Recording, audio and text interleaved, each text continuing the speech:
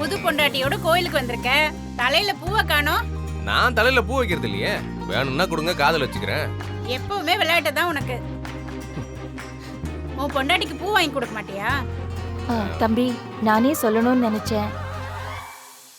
கிளம்பும் போது பூ வாங்காம வந்துட்டோம்.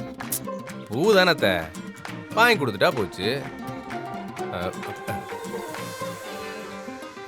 என்ன காசு இல்லையா?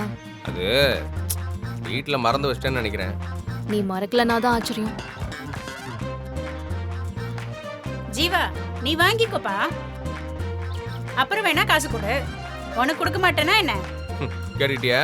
காசை சம்பாதிக்கலனாலும் மனுஷங்களை சம்பாதிச்சிருக்கோமா. எத்தனை முழம் வேணும்ப்பா?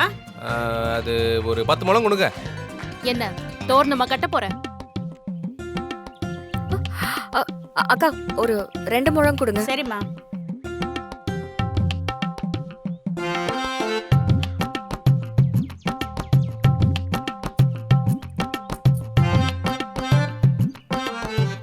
சொல்லக்கா. ஜீவா, மீனாட்சிக்கு வச்சு விடியா? வச்சுட்டா போச்சு. திரும்ப மீனாட்சி. திரும்ப சொல்லுங்க. அதெல்லாம் ஒண்ணு தேவையில்லை, கையில கொடு.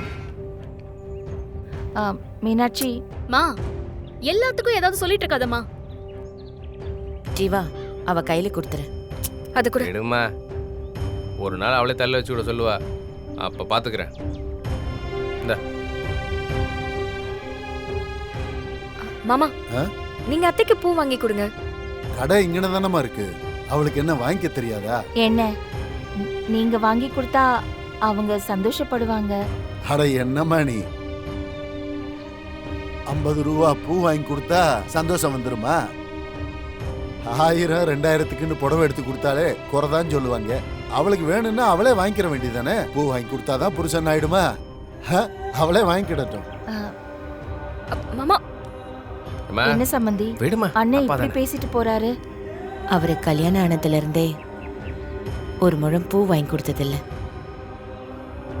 அவரை பொறுத்த வரைக்கும் இது 50 ரூபா பூ. பொண்டாட்டிக்கு இதுல இருக்க சந்தோஷம் என்னன்னு எல்லா ஆம்பளைங்களுக்கும் தெரிஞ்சிடாது.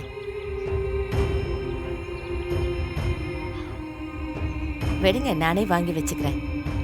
அக்கா, 2 முழம் பூ கொடுங்க. சரிப்பா. ஐயோ ஐயோ, அம்மாச்சி அம்மாச்சி, இங்க வாங்க, இங்க வாங்க. என்னடி? ஐயோ இருங்க அம்மாச்சி. உங்க பாத்தீங்களா? அக்கா, இன்னும் 2 முழம் கொடுக்கா.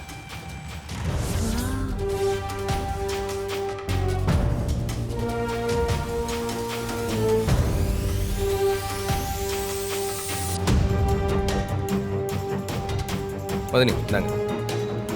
போச்சு போச்சு, மொத்த குடும்பமும் இங்க கிளம்பி வந்திருக்கு.